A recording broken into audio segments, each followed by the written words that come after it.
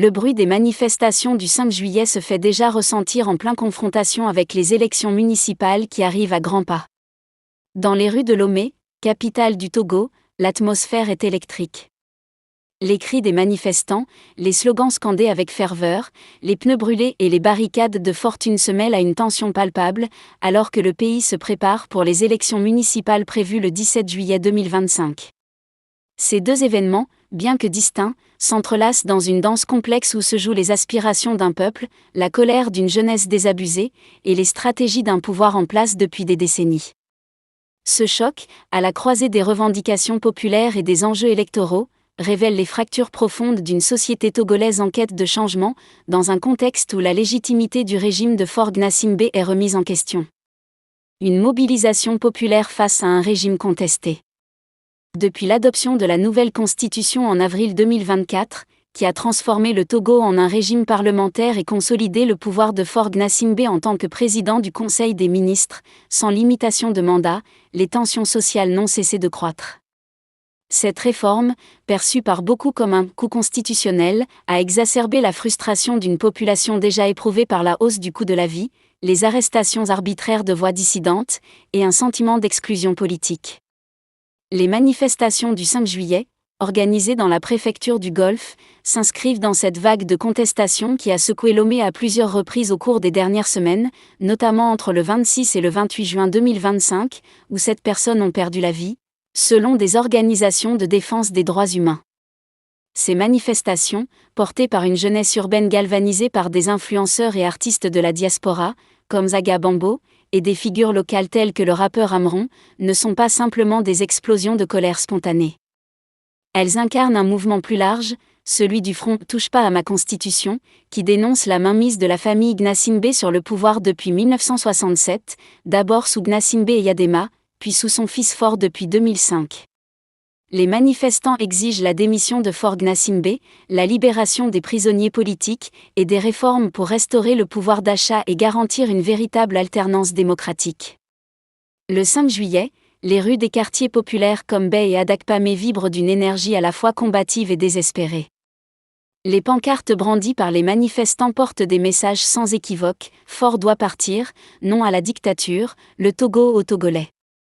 Les forces de l'ordre, lourdement déployées, répondent avec des gaz lacrymogènes, selon certaines sources, avec une violence accrue impliquant des miliciens armés, parfois cagoulés, opérant aux côtés des unités officielles.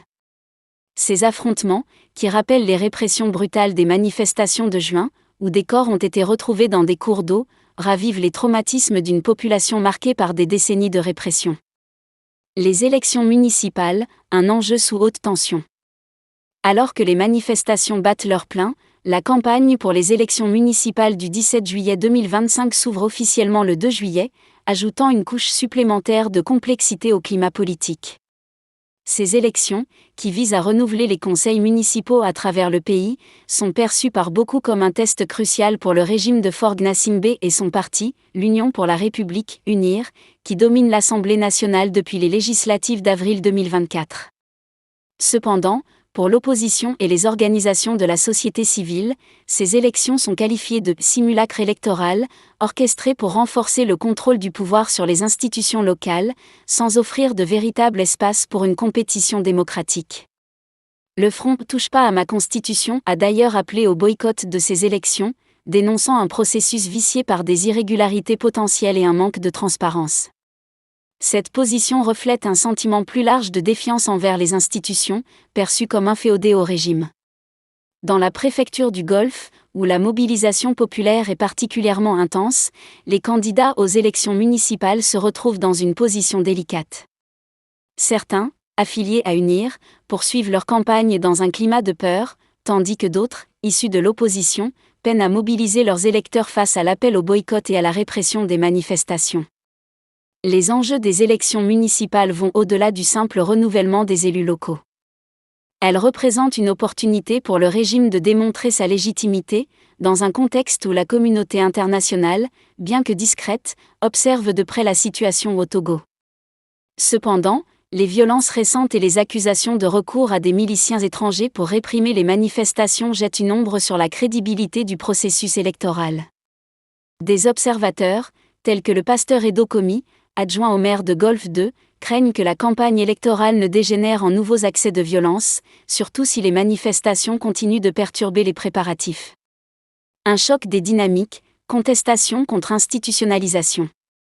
Le choc entre les manifestations du 5 juillet et les élections municipales met en lumière deux dynamiques opposées. D'un côté, une contestation populaire, spontanée et souvent désorganisée, portée par une jeunesse en quête de rupture, de l'autre, un processus électoral institutionnalisé, encadré par un pouvoir qui cherche à asseoir sa domination. Cette confrontation révèle les contradictions d'un Togo où les aspirations démocratiques se heurtent à un système politique verrouillé.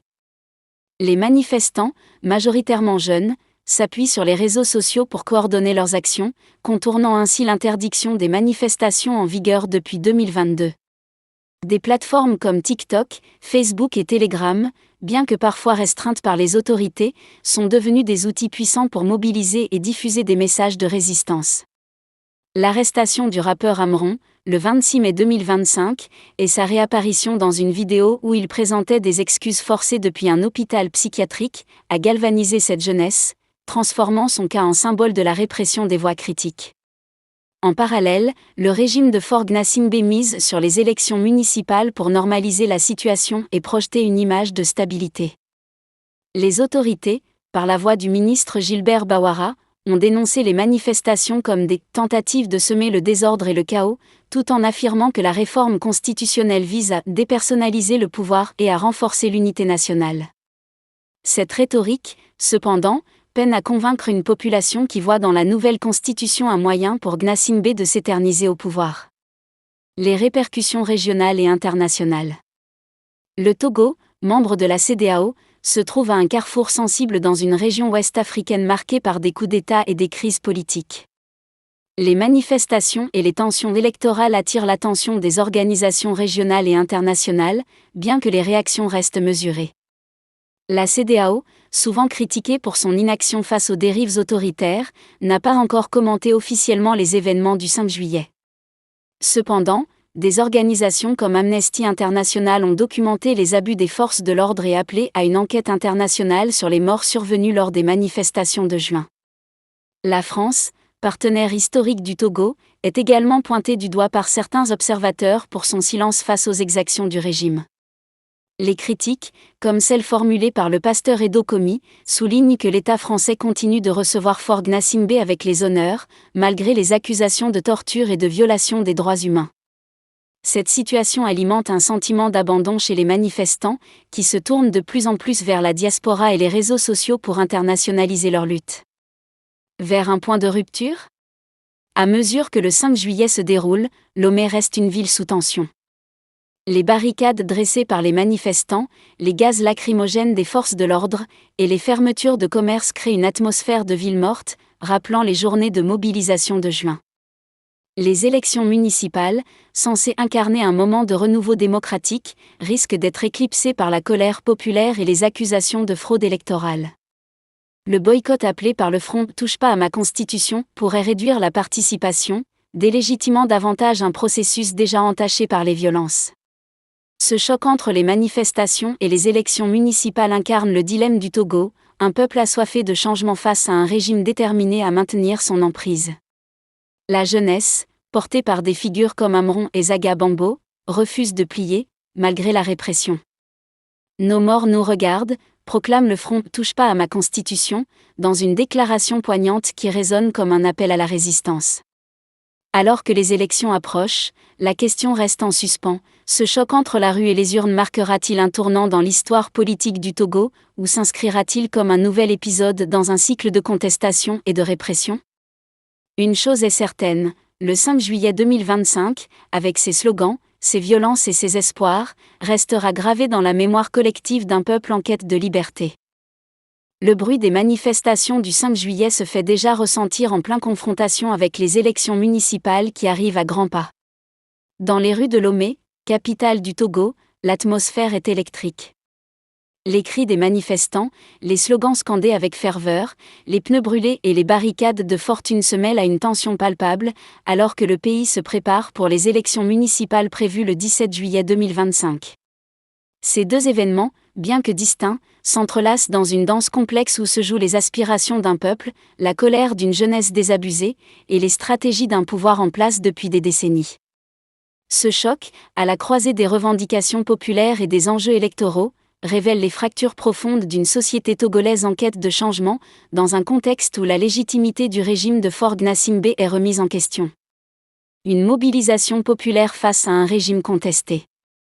Depuis l'adoption de la nouvelle constitution en avril 2024, qui a transformé le Togo en un régime parlementaire et consolidé le pouvoir de Faure Gnassingbé en tant que président du Conseil des ministres, sans limitation de mandat, les tensions sociales n'ont cessé de croître.